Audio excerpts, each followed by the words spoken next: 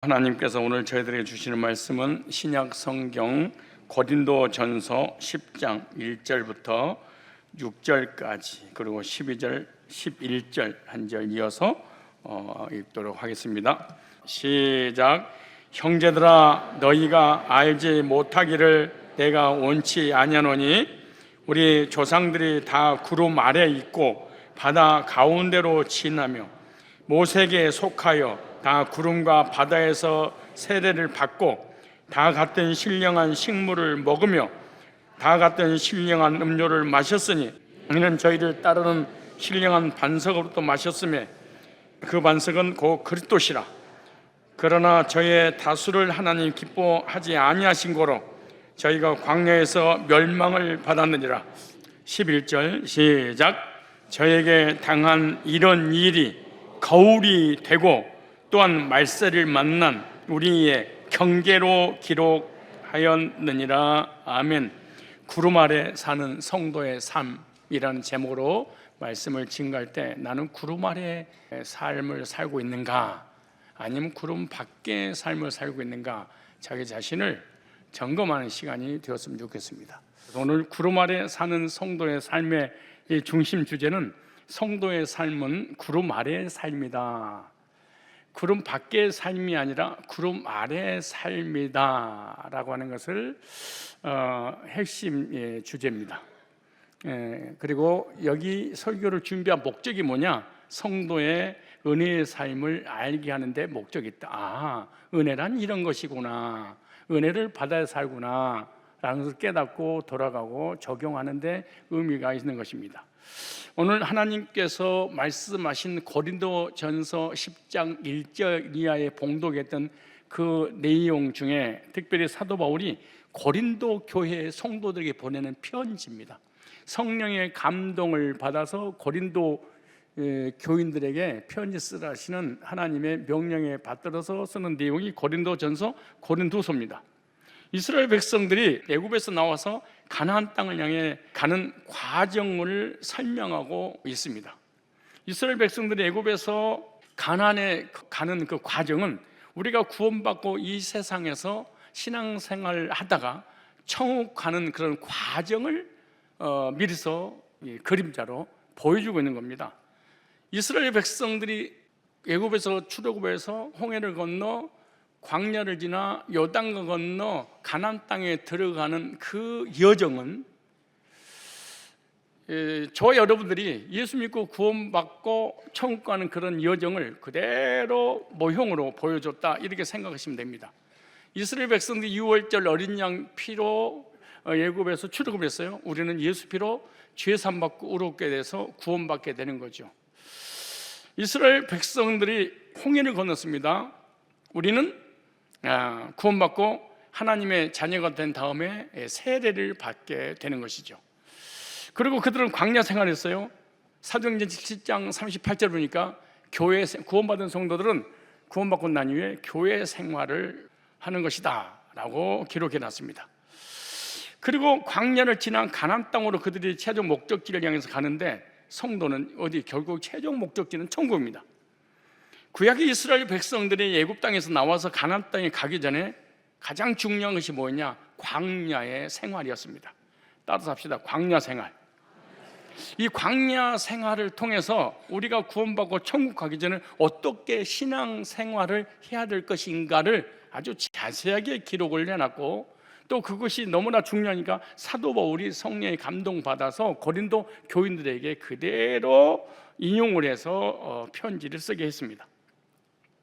이스라엘 백성들의 광야 땅의 삶은 어떤 삶이냐, 이것을 통해서 우리가 어떻게 신앙생활을 해야 하는지 알 수 있어요. 무조건 신앙생활하면 안 돼요. 나는 무조건 믿으면 안 되는 거예요. 무조건 나는 예배 드린다, 난 무조건 기도한다, 무조건 나는 천국 간다, 내 믿음은 굳센다, 이렇게 해서는 안 됩니다. 설계도대로 건축을 해야 됩니다. 처음 가는 길 지도를 보고 가야 됩니다. 약도를 보고 가야지 쉽게 찾을 수 있는 것처럼 하나님께서 원하시는 설계도대로 신앙생활을 해야 됩니다. 하나님께서 믿음의 집을 건축하라고 성경이라고 하는 설계도를 줬으니까 우리는 성경대로 믿음을 가져야 되는 것이죠. 오늘 본문 6절에 보면 이런 말씀이 있어요. 그런 일은 우리에게 뭐가 됐어요? 이스라엘 백성들 출애굽에서 가나안 땅에 들어가기 전에 광야 생활은 우리에게 거울이 되었다. 구약 성경인 거울을 보면 우리의 신앙이 무엇이 잘못됐는지 알 수 있는 거죠. 거울을 안 보면 내 얼굴이 때가 묻었는지 안 묻었는지 알 수가 없어. 봐야지 알 수 있죠. 내 신앙이 옳은지 그른지를 이스라엘 백성 출애굽의 여정을 보면 알 수 있다. 그렇게 말. 특별히 광야 생활을. 그 다음에 고린도전서 10장 11절에 보면 또 이런 말씀. 저에게 당한 이런 일이 거류되고 또한 말세를 만난 우리에게 경계로 기록했느니라. 경계로 그랬어요. 이스라엘 백성들은 죽고 하나님 품에 가고 없습니다. 그런데 성경 기록해 놨어요. 우리에게 주신 말씀이다 그렇게 말하죠.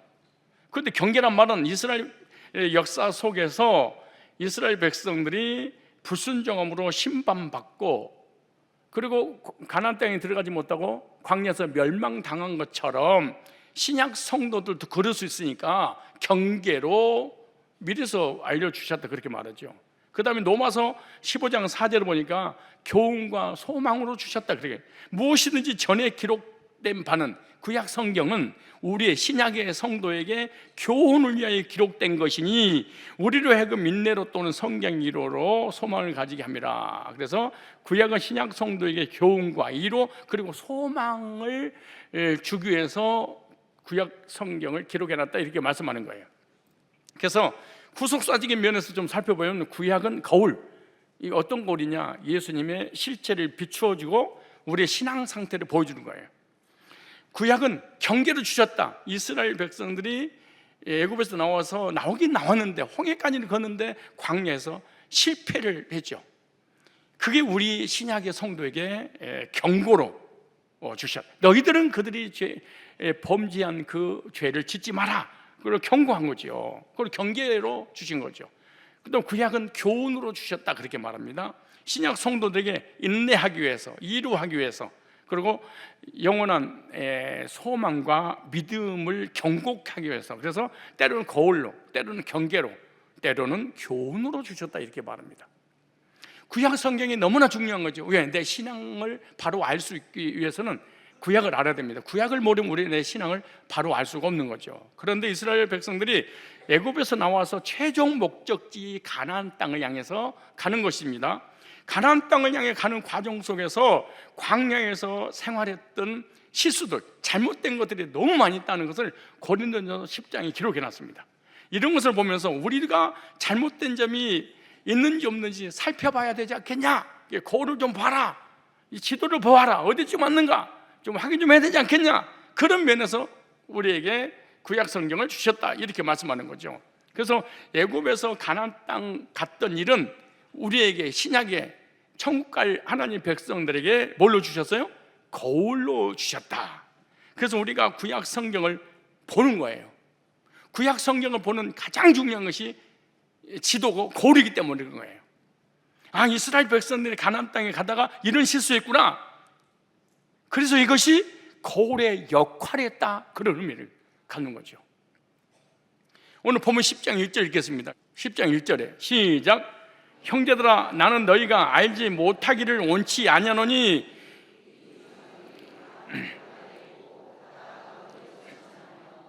자, 이스라엘 백성들이 광야 생활에 대해서 꼭 알아야 된다 이렇게 말해요. 모르면 안 된다 그 말이에요. 반드시 알아야 된다. 그래서 알지 못하기를 원치 아니하노니 이 말이에요. 무슨 말이에요? 꼭 반드시 알았으면 좋겠다 그 말이죠. 구약 이스라엘 백성들 삶을 통해서 우리의 신앙의 상태를 점검해 봐야 됩니다. 알지 못하기를 원치 아니하노니, 그러니까 구약 이스라엘 백성들을 신앙생활을 하는 모습을 보면서 우리가 비춰보자는 거죠. 뭐가 잘못됐는지, 내가 바르게 신앙생활을 하고 있는지를 그렇게 얘기를 하면서 첫 번째 하는 말씀이 뭐냐? 우리 조상들이 다, 이게 핵심 키워드예요. 구름 아래 있고, 이 한마디를 성경의 저자는, 기자는 우리에게 전하고 싶은 거예요. 가나안 땅에 들어가기 전에 이스라엘 백성들이 광야 생활할 때 가장 중요한 건 뭐냐? 구름 아래 있다. 따라서 합시다. 구름 아래. 바울은 이스라엘 백성들을 뭐라고 치겠냐? 구름 아래 사는 사람이었다, 이렇게 말한 거예요. 이스라엘 백성들이 구름 아래 사는 삶이었던 것처럼 오늘 성도의 삶도 구름 아래 삶이 되어야 한다라고 하는 중요한 거울로 교훈으로 주신 거예요. 그래서 구름 아래 사는 삶이라는 제목으로 말씀을 드리려고 합니다. 구름 아래 사는 삶이 어떤 의미가 있을까? 그리고 오늘 우리는 어떤 교훈을 받을 수 있을까?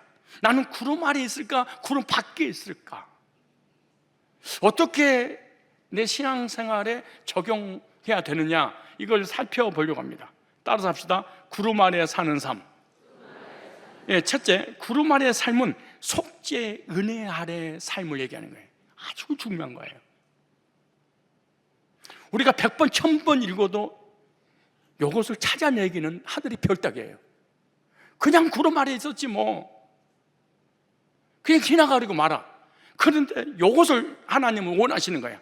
구름 아래에 있었다는 것은 속죄 은혜 아래에 있는 삶이었다 그러죠. 이스라엘 백성은 애굽에서 나와서 광야 생활 40년 동안 속죄 은혜 아래에 살았다, 그렇게 말하는 거예요.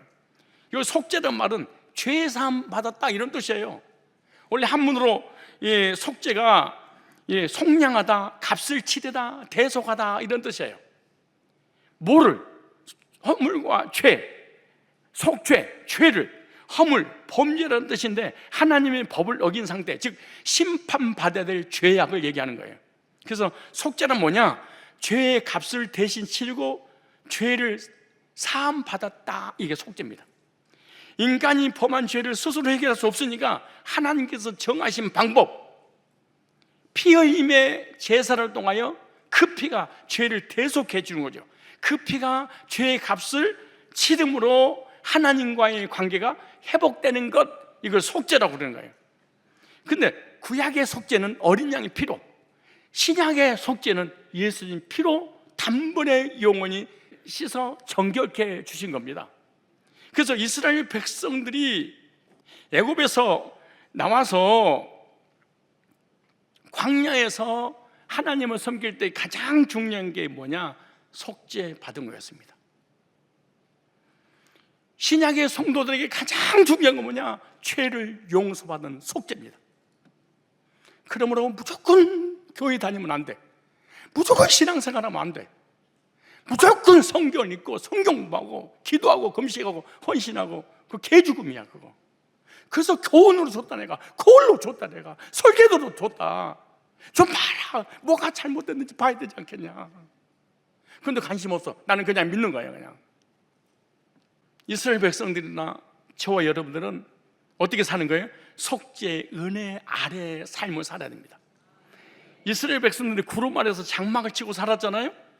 그런데 여기 중요한 게 뭐냐? 이 구름이 어디서 나왔냐, 그 말이에요. 어디로부터 이 구름이 출발했냐? 이게 성경의 핵심 키워드야. 구름 기둥은 성막의 지성소에서 나왔다고 출애굽기 40장 38절에 그렇게 말합니다. 낮에는 여호와의 구름이 성막 위에 있고 밤에는 불이 그 구름 가운데 있음을 이스라엘 온 족속이 그 모든 행하는 길에서 친히 보았더라. 이 구름 기둥이 밤에는 뭘로 바뀌었어요? 불기둥이로 바뀐 거예요. 그러니까 구름은 이스라엘 백성들을 덮는 역할을 했습니다. 어떻게 모세 혼자서 이스라엘 200만 명을 진두지휘했겠습니까? 1000명만 앉아있어도 여기 소리 지르면 이렇게 음향 시스템이 돼 있지 않으면 들리지 않는데, 200만 명은 끝이 보이지도 않는데 소리를 지르면서 가자, 스탑, 이러는 게 아니에요. 구름 기둥 아래 있으면은 구름 따라 살아가는 이스라엘 백성의 삶이기 때문에 사람의 어떤 인위적인 목소리가 내지 않아도 괜찮습니다. 그런데 레위기 16장 2절에 보면 이렇게 말합니다. 여호와께서 모세에게 이르시되 네 형 아론에게 이르라, 성소의 장, 안, 법궤, 위, 속죄소 앞에, 이 단어들이 너무 중요해요. 무시로 들어오지 말아서 사망을 면하라. 내가 구름 가운데서 속죄소 위에 나타나리라. 하나님이 나타나는 곳 아무 데서 나타나지 않아요. 아무나 하나님께서 만나주지 않아요. 나는 교회 다니는 목사인데요, 난 장로인데요, 나 개척했는데요, 나 헌금했는데요, 건축했는데요. 절대로 안 만나죠. 하나님 언제든지 어디서 만나냐? 속죄소, 죄가 속해질 때만 만나주시는 거예요. 기도할 때 만나주는 게 아니에요. 예배드릴 때 만나주는 게 아니고, 헌신하고 헌금할 때 만나주는 거 아니고, 성경을 계속 읽을 때 만나주는 게 아니고, 성경을 하니까 만나주는 게 아니에요. 속죄소에서 내가 만나주리라. 그러므로 죄인들은 속죄의 은혜 아래 있어야 살아갈 수 있습니다.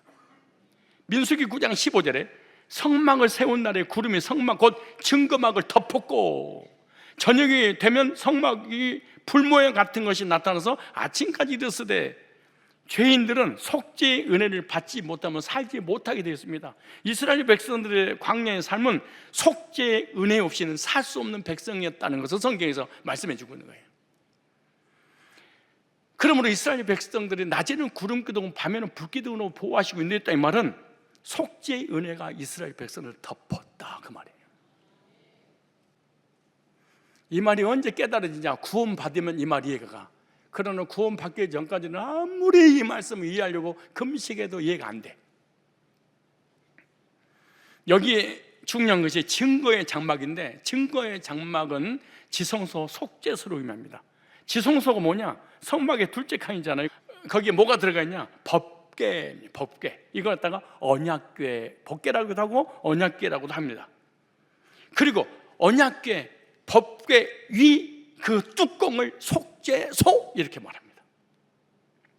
상자 안에 들어있는 율법과 뚜껑을 합쳐서 속죄소, 율법과 뚜껑을 합쳐서 언약궤 이렇게 말합니다.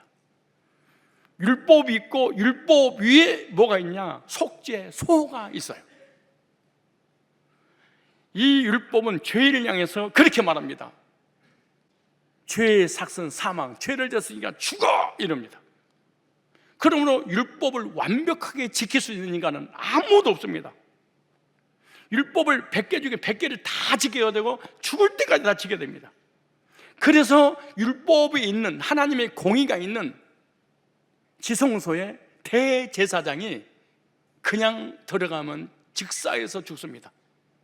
그래서 자기 죄를 대신해서 그 율법의 요구를 이루기 위하여 짐승을 잡아서 그 피를 가지고 법궤 위 속죄소에다가 7번 뿌림으로 그 공의를 만족할 때 살아나고 하나님께서 은혜를 베풀어 주신 거죠. 왜냐? 율법의 요구를 이루어 주었기 때문에 그런 거예요.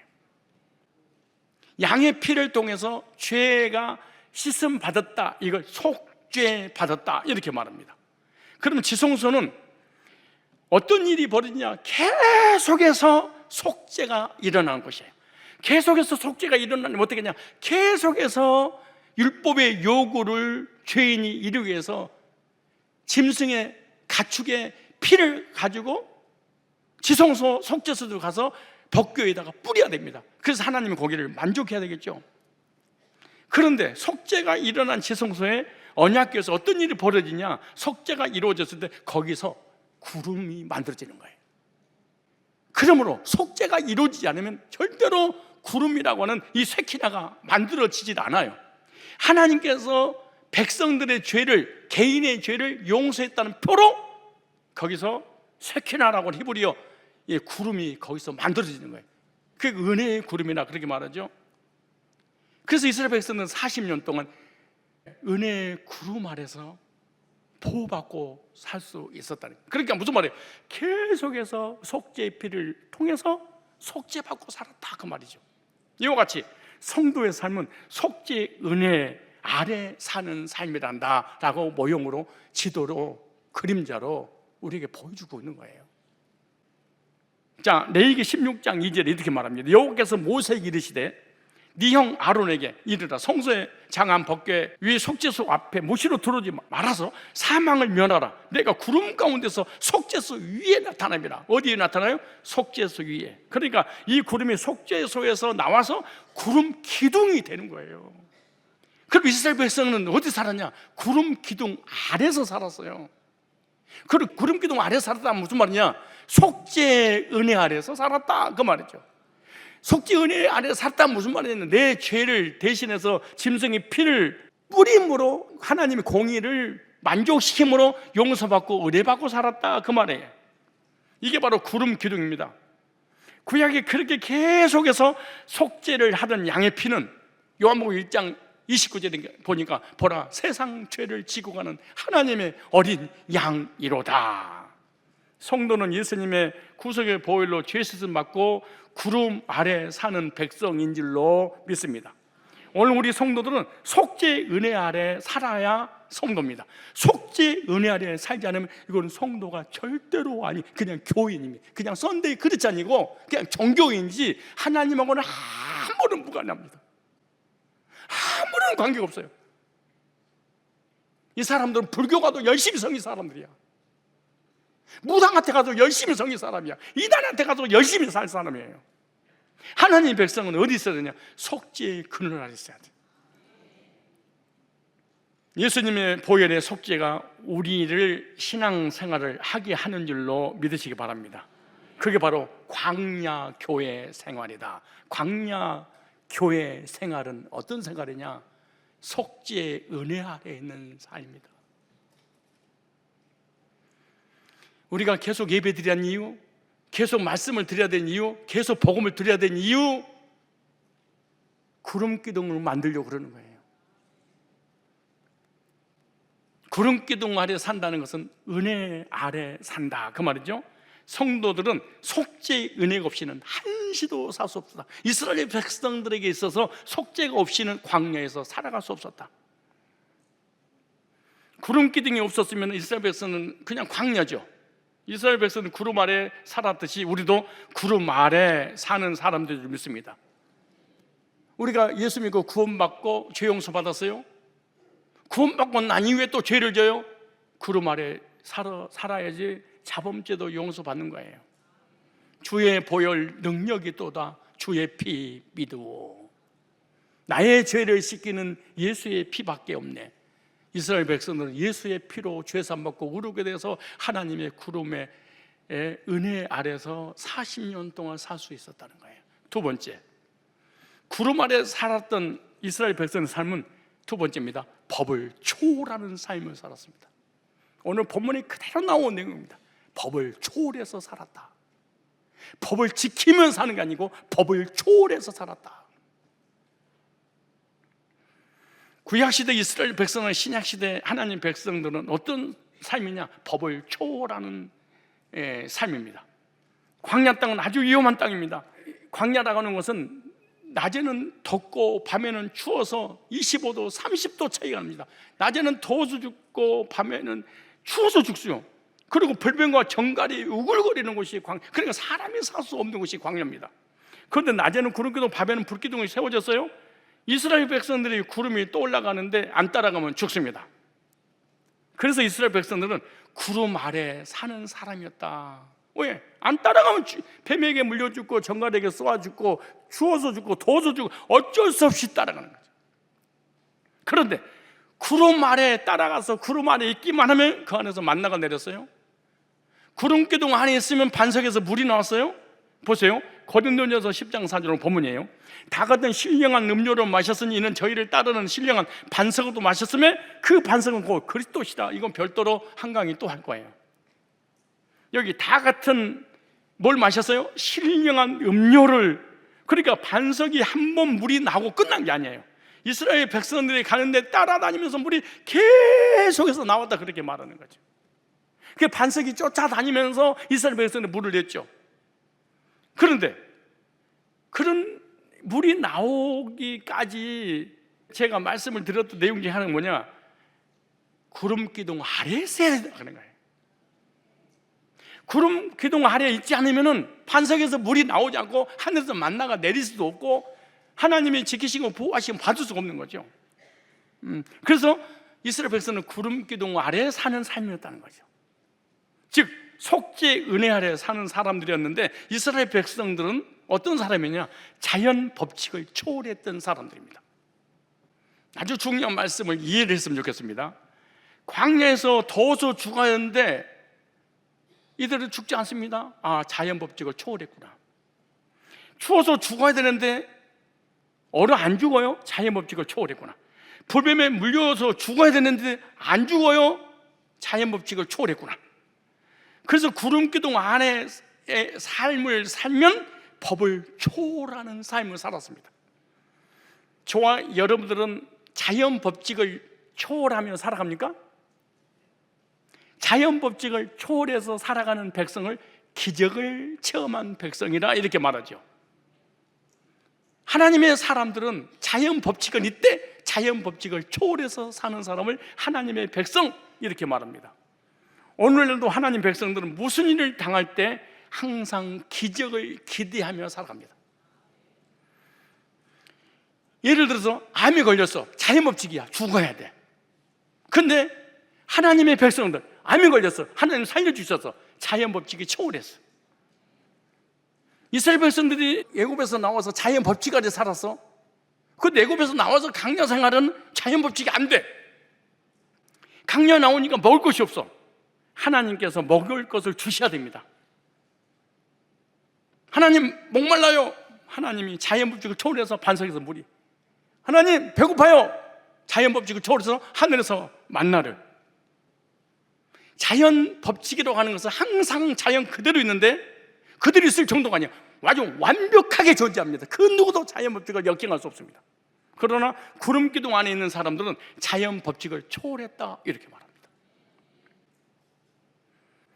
아무것도 마실 거 먹을 것이 없는데 마실 거 먹을 것을 줬어요. 자연 법칙을 초월했어. 그들이 가는 곳곳마다 반석에서 샘물 나게 하시네. 자연 법칙은 반석에서 샘물이 안 나와요. 근데 자연 법칙을 초월했어. 하나님께서 물이 나게 하셨어. 하나님께서 홍해를 갈르셨어요. 만나를 내렸어요. 반석에서 물이 나게 하셨어요. 그런 기적을 주신 하나님께서 오늘 저와 여러분들도 그런 은혜의 기적을 주실 줄로 믿습니다. 이런 사람이 어떤 사람이냐? 구름 아래에 있어야 된다. 구름 아래에 있는 사람만이 이 혜택을 받을 수 있습니다. 구름 아래 산다는 것은 은혜 아래 산다. 은혜 아래 산다는 것은 속죄 아래 산다 그 말입니다. 은혜 아래 산다는 것은 속죄를 받았다는 얘기인데, 속죄를 받았다는 것은 뭐냐? 법을 초월해서 하나님의 법으로 살아가게 한다라고 하는 거예요. 하나님의 은혜는 법을 초월합니다. 은혜 아래 사는 사람은 법 아래 사는 것이 아닙니다. 은혜 아래에 있으면 율법 아래에 있지 않기 때문에 죄의 형벌도 면제받습니다. 구속의 은혜를 믿음으로 사는 삶이 성도의 삶입니다. 그래서 갈라디아서 3장 10절에 이렇게 말합니다. 무릇 율법 행위에 속한 자들은 저주 아래 있나니 기록된 바 누구든지 율법적이 기록된 대로 온갖 일을 항상 행하지 아니한 자를 저주 아래에 있는 자라 하였습니다. 저주 받는다는 거예요. 무슨 말이야? 율법을 통해서 의롭다고 인정받기를 원하는 사람은 그 율법에 의해서 반드시 저주받습니다.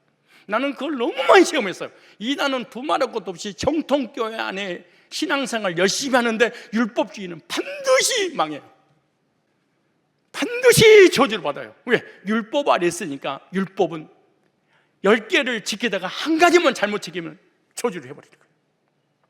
율법이 잘못된 것이 아니라 율법을 지키지 못한 죄성을 가지고 있는 우리 인간의 문제죠. 그래서 이렇게 말합니다. 율법이 행위에 속한 자를 뭘 받다니? 저주 아래 있나니.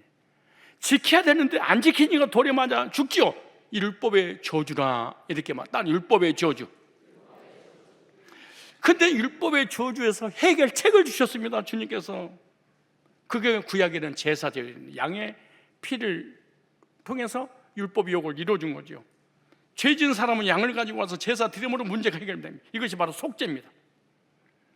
그래서 속죄의 은혜가 구름 기둥으로 올라와 있어야 된다 그 말입니다. 그러니까 그 밑에 있는 사람이 뭐해? 율법을 초월해서 살기 때문에 율법의 진노를 받지 않아서 저주를 받지 않는다. 이스라엘 백성들이 40년 동안 살면서도 저주를 받지 않았습니다. 왜냐? 율법을 초월해서 살았기 때문에. 우리는 예수님의 속죄의 은혜를 받은 사람인 줄로 믿습니다. 그래서 구름 아래 은혜 아래 사는 사람이 있는데, 은혜 아래 사는 사람과 또 은혜 밖에 사는 사람이 있는데, 은혜 밖에 사는 사람 누구냐? 법 아래에 있는 사람이에요. 그러니까 기독교인들 중에 두 부류의 사람이 있는 거예요. 법 아래에 있는 사람, 은혜 아래에 있는 사람. 구름기둥 안에 있는 사람, 구름기둥 밖에 있는 사람. 법 아래에 있는 사람 어떤 사람이냐? 법대로 사는 사람. 구원받기 전까지는 전부 다 법대로 살아가요. 그래서 구원의 확신이 없는 거예요. 왜? 10가지 중 10가지를 다 지켜야 되는 한 가지만 잘못해버리면 율법에 줘주고 나를 정죄해서 너 지옥 가. 그렇기 때문에 구원받지 못한 사람은 자기가 인정하든 안 하든 관계없이 다 저주 아래 있는 거야. 율법의 저주 아래 있나니. 법 아래는 사는 사람은 법대로 살아야 되는데 이스라엘 백성들이 구름기둥 밑에 있으면 안전합니다. 법 아래서는 돌뱀이 와서 자연 법칙이죠. 돌뱀이 와서 물어서 죽여버립니다. 정관이에 쏘아서 죽여버립니다. 낮에는 더위가 와서 죽입니다. 밤에는 추위가 와서 죽이죠. 왜냐? 법 아래에 있기 때문에 그렇습니다. 구름기둥 아래, 은혜 아래에 있으니까 법을 초월하는 사람들이 이스라엘 백성들이에요. 오늘 우리는 예수 때 속죄 아래 살기 때문에 율법을 초월한 성도인 줄로 믿습니다. 율법을 초월하는 걸 뭘로 보면 알 수 있느냐? 율법을 초월했는지 안 초월했는지, 여러분 율법주의인지 복음주의인지 은혜 아래에 있는지 율법 아래에 있는지 어떻게 알 수 있느냐? 원래는 우리가 율법 아래에 있는데 구름 기둥 안으로 들어왔어. 그럼 뭐냐? 죄인이었는데 그 안에 들어온 순간에 의인이라고 칭해주는 거예요. 죄인인데 의인이라고. 그러니까 죄인이었는데 율법 아래 있을 때는 율법이 날 죄인이라고 정죄했어. 그런데 은혜 아래에 있으니까 율법이 우리를 정죄하지 못해. 은혜의 보호를 받는 거죠. 그게 뭐냐? 죄인을 의인이라고 선언하시는 하나님의 행위 때문에 그런 거예요. 그래서 바로 법을 초월하는 삶을 살았던 사람들이 이스라엘 백성들입니다. 아파서 죽어야 되는데 하나님이 살려주시는 거예요. 그래서 예수 믿는 사람은 하나님을 신뢰하고 하나님을 의리하고 은혜 안에 살고 있기 때문에 불가능한 일들을 가지고 하나님 나아가서 기도하면서 기대를 갖는 거예요. 다시 말해서 가당치도 않는 일을 가지고 하나님 앞에 나가는 거예요. 왜? 자연 법칙을 초월했기 때문에 가는 거예요. 이 말을 알아들어야 되는데 정말로 구원받으면 알아들어. 구름 아래 사는 것은 뭐냐? 법을 초월해서 은혜 아래 산다 그 말이죠. 이스라엘 백성들이 애굽에서 나와서 광야 생활할 때 구름 아래 살았듯이 저와 여러분들 은혜 아래 살고 있는 줄 믿습니다. 구름은 뭐 의미해요? 은혜를 의미하는 거예요.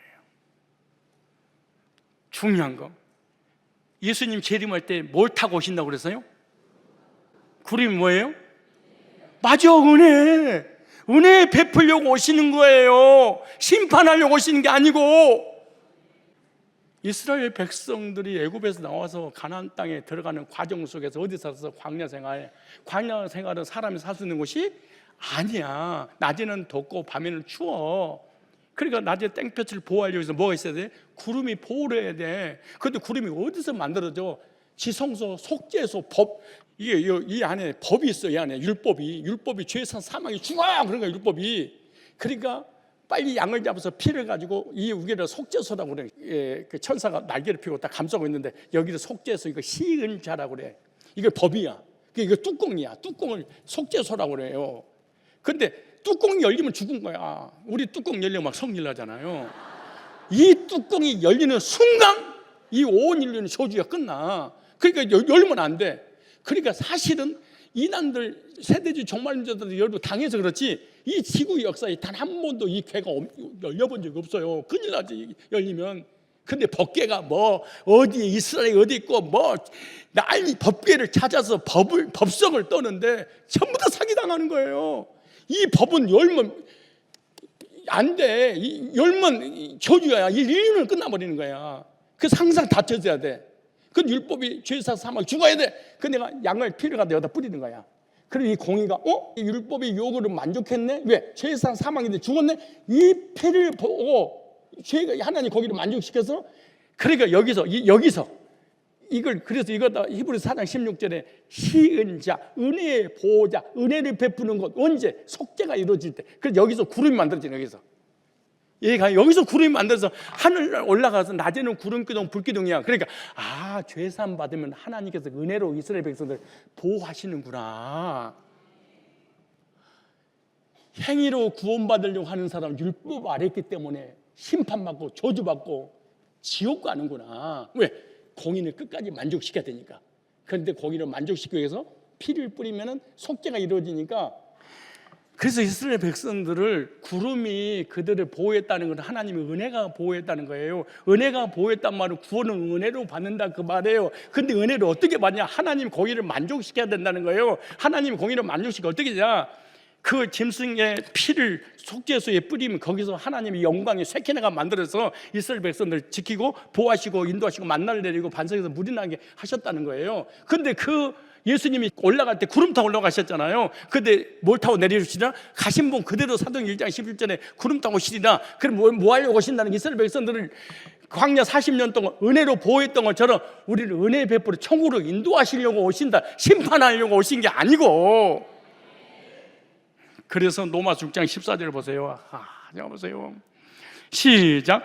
죄가 너희를, 이걸 잘, 제가 설교를 쭉 하는 걸 개념을 딱 이해해야 돼. 그래야지 성경 전체가 이해를 하고 성경 구절이 이해가 되는데, 죄가 너희를 주관치 못하리니 이는 너희가 법 아래에 있지 않냐고. 은혜 아래에 있습니다. 두 부류의 사람이 있다는 거예요. 율법 아래에 있는 사람, 은혜 아래에 있는 사람. 율법 아래에 있는 사람, 율법을 지켜서 구원받으려니까 율법이 나를 죄인이라고 정죄해. 그래서 삶의 저주가 그래서 끝나지 않는 거예요. 교인들이 괜히 어렵고 착한 척 율법 아래에 있는 사람은요 부정적이 돼요. 왜? 공허하니까. 비판적이 돼. 판단하고 정죄하고 남을 물고 뜯고 씻고 너무 괴롭고 고통스럽게 땡볕이 내리쬐고 추위가 덮치니까 얼마나 고통스럽겠어. 그래서 절대로 예수쟁이들이 행복이 없어. 왜? 율법 아래 있기 때문이에요. 예수쟁이가 행복한 사람이 없어. 왜?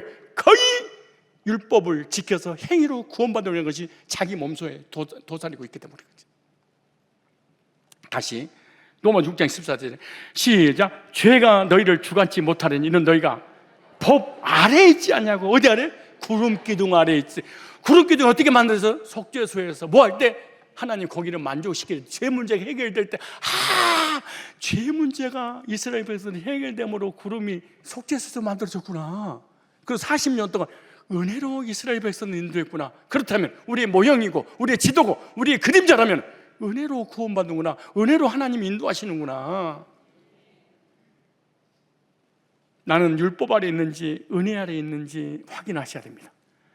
율법 아래 있으면 광야 같은 교회 생활하면서 영육관이 죽습니다. 은혜 아래 있는 사람은 구름기둥 안에 있기 때문에 은혜로 구원받고 은혜로 살다가 은혜로 인도받아서 은혜로 천국 가는 거예요. 예수님 재림할 때 뭘 타고 오시리라? 구름 타고. 뭘 베풀려고? 은혜를 베풀려고. 심판하고 저주하고 멸망시켜서 죄를 따져 지옥 가게 하려고 온 게 아니고 은혜를 베푸시려고. 세 번째 마지막입니다. 그러므로 하나님의 은혜로 구원받는 삶이 이스라엘 백성은 구름 아래의 삶인데, 사도행 10장 1절에 이렇게 말합니다. 형제들아, 너희가 알지 못하기를 내가 원치 않으노니 우리 조상들 다 구름 아래 있고 바다 가운데로 지나며. 은혜의 구름 기둥이라는 게 이스라엘 백성들에게는 어마어마한 것이었어요. 이스라엘 백성들은 구름 기둥 아래 사는 사람들이었는데, 구름 기둥 아래 있으니까 뭐가 갈라져? 홍해바다가 갈라져서 그 사이로 왔던 사람이 이스라엘 백성들이에요. 그런데 어떻게 갈라져서 나왔을까 생각해보세요. 그 홍해라는 자연 법칙이잖아. 근데 자연 법칙을 초월했어. 초월하려면 홍해가 갈라져야 돼. 근데 홍해가 어떻게 갈라졌을까? 모세가 지팡이를 던졌더니 홍해가 짠짠짠짠 벽 쫙 일어서 건너갔다고? 근데 성경은 뭐라고 그런 거 볼까요? 현대어 성경을 읽어보겠어요. 어떻게 이스라엘 백성들이 홍해를 걷는가? 기가 막힌 말씀이었어요. 고린도전서 10장 1절에 현대어 성경에 사랑하는 형제들아, 옛날 우리 조상들이 이스라엘 백성이 치료해서 광야 생활에서 홍해 건너는 거예요. 광야에서 겪은 일을 잊지 마십시오. 그래. 오늘도 잊지 말아야 되거든. 그럼 우리 아무 관심 없어. 그냥 그럼 받든지 말든지 그냥 좀 가든가 말든가 그냥 하루 일요일날 1시간 딱 땜방하면 걸러. 나는 만족이야 그냥. 근데 봐보세요. 뭐라고 그러는가? 하나님께서 구름을 보내요. 뭘 보냈어요? 그 홍해 바다한테 뭘 보낸 거예요? 구름을 보내어 모든 사람이 안전하게 바다를 건널 수 있도록 인도해 주셨습니다. 그러니까 홍해 바다를 건너라고 할 때 홍해 바다 어떻게 건너냐? 구름이 와서 건너게 해줬다 그렇게 말해요. 뭐가 건너준 거예요? 구름이 와서 건너줬대. 이스라엘 백성들을 뭐가 인도했어요? 구름이. 이게 뭐예요? 법을 초월했다. 자연 법으로는 홍해 바다에 빠져 죽어야 되는데 홍해 바다 물이 갈라질 수가 없는 것이잖아요, 자연 법칙은. 근데 물벽이 이루어졌어요? 어떻게 해요? 법을 초월한 것입니다. 이스라엘 백성들은 절대로 하나님 은혜를 잊지 말아야 될 백성들입니다. 왜? 은혜 가운데 살았으니까. 그래서 바다에서 구원받은 것이 바로 구름의 역사였는데 그게 1절입니다. 구름을 보내어 건지신 것이다. 그러니까 죽음의 바다에서 구름으로 구원하셨다. 법으로 구원한 게 아니에요. 법을 초월했네. 아, 은혜로 구원했구나. 그래서 구름 아래의 삶은 은혜로 구원하시는 하나님의 역사였다. 너희들을 알아라. 이렇게 말한 거죠. 그래서 홍해 바다에서 그들이 딱 도착했을 때 뒤에는 애국군이 죽이려고 쫓아오고 앞에는 홍해 바다잖아요. 그때 그들이 근심걱정염 두려움 불안 공포에 쩔었을 때 하나님께서 모세를 통하여 출애굽기 14장 13절 14절 이렇게 말합니다. 모세가 백성이 이르되 너희는 두려워하지 말고 가만히 서서 여호와께서 오늘 너희를 위하여 행하시는 구원을 보라. 너희가 오늘 본 애굽 사람을 영원히 다시 보지 아니하리라. 여호와께서 너희를 위하여 싸우시더니 너희는 가만히 있을지니라. 두려워 말라. 가만히 서서 인간 힘이 아니라 하나님의 능력을 의지하는 신앙적 태도를 얘기하고 있고요. 여호와께서 너희를 위해 싸우시더니 전쟁을 대신 치르시는 구원의 주체가 너희가 아니고 하나님이다 그래요. 너희는 가만히 있어라. 소란 피우지 말고 뭔가 행위로 바다를 가르거나 애국군인을 너희가 이길 수 없다는 거예요. 전적으로 하나님만 신뢰하라는 명령이죠. 그래서 이스라엘 백성들이 홍해바다 건너는 것을 성경은 구원하시는 역사로 지금 말씀을 하고 있는 거예요. 그래서 구원받은 것은 뭐냐? 우리 인간의 어떤 하나님께서 우리 인간에게 뭘 요구하지 않으셨다 그렇게 말하는 거예요. 회개하고 기도하고 금식하고 헌신하고 살려달라고 막 몸부림치고 이렇게 해서 구원하는 게 아니다. 우리 인간에게 아무것도 하나님이 요구한 게 없다는 거예요. 착하게 살아라, 선하게 살아라, 율법을 지켜라, 성경을 열독을 통독해라, 기도를 하루 3시간씩 해라, 지금까지 지은 회개해라. 어떤 요구도 하지 않았다니. 이스라엘 백성은 홍해를 건너는 것을 하나님께서 구름을 보내어 건너게 해주셨다. 하나님이 하신 것이니까 구원은 은혜란다. 이걸 깨닫게 하신 거죠. 우리도 하나님의 사랑과 예수님의 구속의 은혜로 구원받은 줄로 믿습니다. 그러므로 이스라엘 백성들이 홍해를 건널 거예요? 건넜어요? 우리는 구원 받을 거예요? 받은 거예요? 구원 받을 사람은 율법 아래 있는 사람입니다. 이 사람은 구원 받은 사람이 아니에요. 구원 받은 사람은 이미 구름 기둥이 와서 그들을 건너게 한 거죠. 은혜 아래 있는 사람, 구원 받은 사람입니다. 저와 여러분들 구원 받을 거예요? 받은 거예요? 받은 거예요. 왜? 2000년 다 해결됐으니까. 이스라엘 백성은 스스로 구원할 수 없는 상황이 있었으나 하나님 능력으로 바다 갈라지고 구원의 역사가 이루어졌죠. 신약에서 예수 그리스도의 십자가의 부활을 통해서 하나님 백성들의 죄와 사망의 법에서 해방받아서 구원해 주시겠다고 하는 것은 예표로 고린도전서 10장 1절로 2절에 믿어서 말씀하는 거예요. 그러므로 성도는 은혜로 구원받은 사람들입니다. 그 말씀을 한마디로 정리하면 에베소서 2장 8절이에요. 너희가 그 은혜를 인하여 믿음으로 말미암아 구원을 얻었나니 이것이 너희에게서 난 것이 아니오 하나님의 선물이다. 행해서 난 것이 아니니 이는 누구든지 자랑치 못해. 왜 여러분 구원의 확신을 갖지 못한 줄 아세요? 그래도 내 행위가 뭔가 있어야지. 홍해 앞에서 네가 뭘 한다는 거예요? 수영한다는 거야? 배를 만든다는 거야? 오합지졸이 애국 군대 그들하고 싸워서 이길 수 있는 무기라도 있다는 거예요? 꽃갱이 가지고 이기겠어요? 삽질해서 이기겠어요? 구원은 행위나 노력이 아닌 하나님의 선물입니다. 하나님의 선물이다. 왜 목사님 나는 구원을 못 받아요? 선물을 싫어해서 그래. 나는 왜 목사님 그렇게 구원을 빨리 받아요? 나는 누가 공짜로 주는 걸 너무 좋아해요. 난 너무 좋아. 근데 천국 가는 구원을 선물로 준다는 건 얼마나 기분 좋은 일이야. 나는 뭘 어떻게 해가지고 구원 받아라 그러면 나 영원히 못 받을 뻔했어. 그잖아요. 근데 하나님께서 사랑하셔서 공짜로 줬는데 여러분 얼굴 보니까 공짜로 싫어하는 사람이 한두 사람이 아니야. 진짜예요. 거의 알미니안주의는 거의 내 행위가 필요해. 이거 캐톨릭이라고 그러는 거야. 우리는 죄의 지배를 받지 않고 초월하는 사람들인 줄로 믿으시기 바랍니다. 이제 저와 여러분이 달라진 것이 하나 있는데, 그동안에는 구원받기 위해서 율법을 지켰죠. 지금은 구원받은 은혜에 감사해서 순종하는 거예요. 여러분, 율법에서 해방받은 사람과 하나님 은혜로 구원받은 사람 다른 점이 뭔 줄 아세요? 율법으로 해방받은 사람 예배 잘 드리다가 안 드려버려. 헌신하다가 안 해버려. 기도하다가 안 해버려. 구원받았는데 뭐 그냥 방종으로 돌아가 버려. 근데 은혜로 구원받은 사람은 그 은혜에 감사해서 찬양하고 기도하고 예배드리고 헌신하고, 어떻게 하면 하나님 기쁘시게 할까? 달라. 율법주의하고 복음주의는 달라요. 율법 아래 있는 삶과 은혜 아래 있는 삶이 달라요. 여러분들은 은혜 아래 사는 사람이 되고 싶습니까? 율법 아래 사는 사람이 되고 싶습니까? 율법 아래, 법 아래 사는 사람 참 힘듭니다. 고통스럽습니다. 괴롭습니다. 너 죽자 나 죽자 막 죽여버리고 싶은 생각만 들고. 그런데 은혜 아래 있는 사람은요, 나 어느 곳에 있든지 늘 마음이 편하다. 주 예수 주신 평안함 늘 충만하도다. 나의 마음속이 늘 평안해. 나의 마음속이 늘 평안해. 악한 죄 파도가 많으나 마음이 늘 평안해. 근데 율법 아래 있는 사람, 나 어느 곳에 있든지 늘 마음이 불편해. 예배 드려도 불편해, 기도해도 불편해, 찬양해도 불편해, 밥 먹어도 불편해, 무슨 해도 불편해.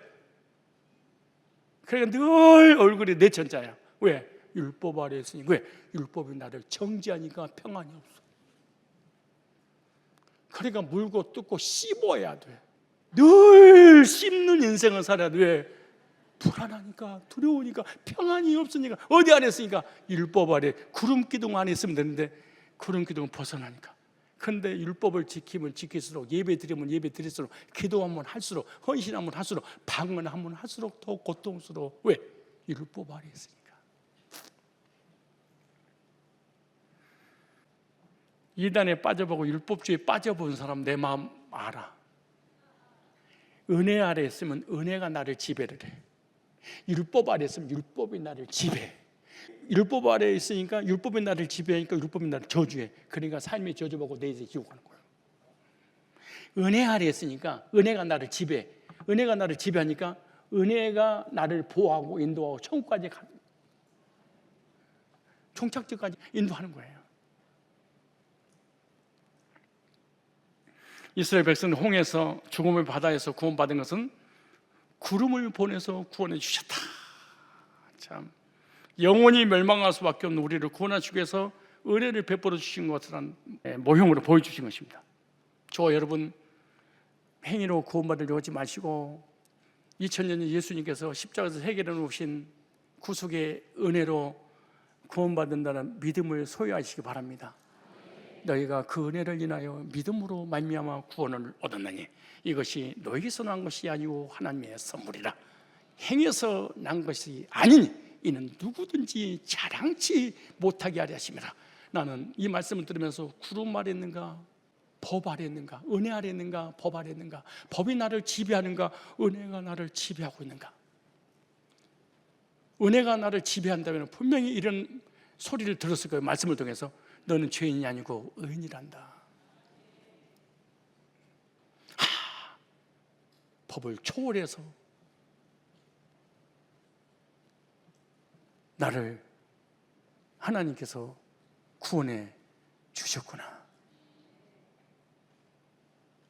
주님 오시는 그날까지 복음으로 구원받고 복음적인 말씀을 듣고 복음 안의 삶으로 계속해서 하나님의 보호하심, 인도하심 속에서 세상을, 자신을, 환경을 이기고 승리하는 하나님의 사람들이 되시기를 축복합니다.